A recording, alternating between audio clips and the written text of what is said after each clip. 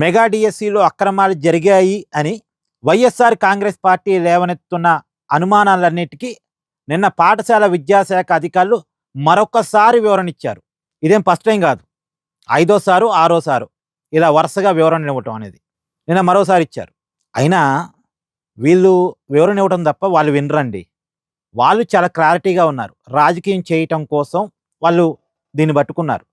వాళ్ళకి తెలుసు అక్రమాలు జరగలేదు అన్న విషయం, ఎలాంటి పొరపాట్లు లేవు, అంతా పారదర్శకంగా జరిగింది అన్న విషయం వైసీపీకి కూడా తెలుసు. కాకపోతే వాళ్ళకి కుళ్ళు, వాళ్ళ అధికారంలో ఉన్నప్పుడు ఒక్క డిఎస్సి నోటిఫికేషన్ కూడా ఇవ్వలేదు. వాళ్ళు చేయని పని వీళ్ళు చేశారు.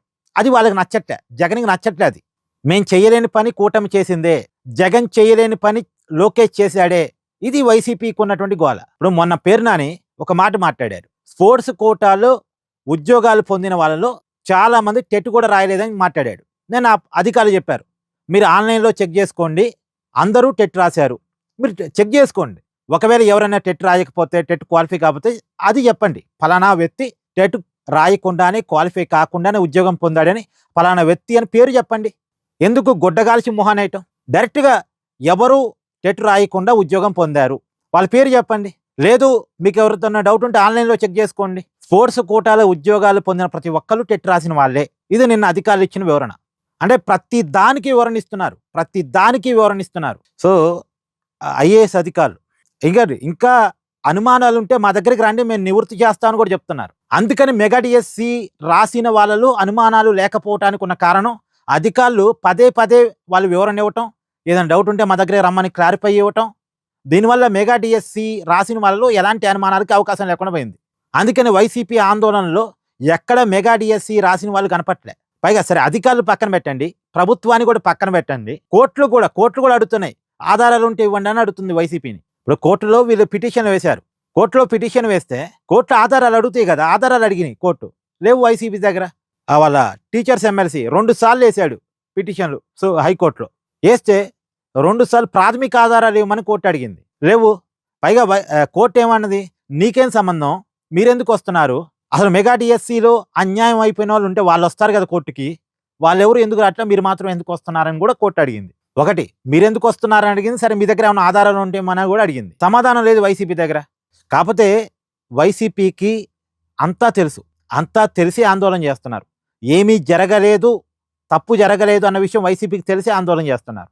ఎందుకు అంటే వాళ్ళకు ఒక కేస్ స్టడీ ఉంది. వాళ్ళకున్న కేస్ స్టడీ ఏంటంటే 2019కి ముందు తిరుమలలో శ్రీ వెంకటేశ్వర స్వామి దగ్గర పింక్ డైమండ్ లేకపోయినా ఉంది అని చెప్పి, దాన్ని చంద్రబాబు నాయుడు దొంగలించాడు అని చెప్పి, చంద్రబాబు నాయుడు గారి బెడ్రూమ్లో ఆ పింక్ డైమండ్ దాచారు అని చెప్పేసి, ఆ పింక్ డైమండ్ని చంద్రబాబు నాయుడు గారి కోడలు బ్రాహ్మణి గారికి గిఫ్ట్గా ఇచ్చారని చెప్పేసి రకరకాల అబద్ధాలని అప్పట్లో 2019కి ముందు వైసీపీ క్రియేట్ చేసింది. అసలు పింక్ డైమండ్ లేకుండానే పింక్ డైమండ్ని చంద్రబాబు నాయుడు దొంగతనం చేశాడని ఒక అబద్ధాన్ని క్రియేట్ చేసింది, జనం చేత నమ్మించగలిగింది. ఇది ఒక కేస్ స్టడీ. రెండో కేస్ స్టడీ ఏంది, ఆ రోజు డిఎస్పీ అధికారుల పదోన్నతుల విషయంలో, బదిలీల విషయంలో ఒకే సామాజిక వర్గానికి పదోన్నతులు వచ్చాయని ఒక అబద్ధాన్ని క్రియేట్ చేసింది. అది అబద్ధం అని వైసీపీకి కూడా తెలుసు, కానీ క్రియేట్ చేసింది, జనం చేత నమ్మించగలిగింది. సో మనం అబద్ధాన్ని క్రియేట్ చేయగలం, జనం చేత నమ్మించగలం అని వైసీపీకి ఒక కాన్ఫిడెన్స్. అంతెందుకండి, వైఎస్ వివేకానంద రెడ్డి గారిని వాళ్ళే ఏదో చేశారు. ఇప్పుడు కేసు వాళ్ళ మీదే ఉందిగా, వైఎస్ అవినాష్ రెడ్డి మీదే ఉందిగా కేసు.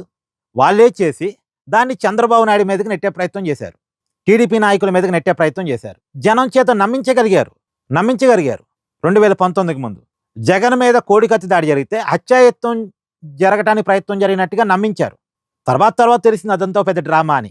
కానీ ఆ రోజుకి 2019కి ముందు ఇవన్నీ నమ్మించగలిగారు. కోడికత్తిని నమ్మించగలిగారు, బాబాయిని టీడీపీ వాళ్ళు ఏదో చేశారన్న దాన్ని నమ్మించగలిగారు, వివేకానంద రెడ్డి గారిని టీడీపీ వాళ్ళు చంపేశారన్న విషయాన్ని నమ్మించగలిగారు, పింక్ డైమండ్ దొంగతనాన్ని నమ్మించగలిగారు, డిఎస్పీ అధికారుల పదోన్నతుల్లో ఒకే సామాజిక వర్గానికి మొత్తం పదోన్నతులు ఇచ్చారు అన్న విషయాన్ని నమ్మించగలిగారు. ఇవన్నీ నమ్మించగలిగారు. కాబట్టి ఒక అబద్ధాన్ని మనం నమ్మించగలం అనే కాన్ఫిడెన్స్ వైసీపీకి బలంగా ఉంది. మనం ఈ విషయంలో సిద్ధాస్తులు అని.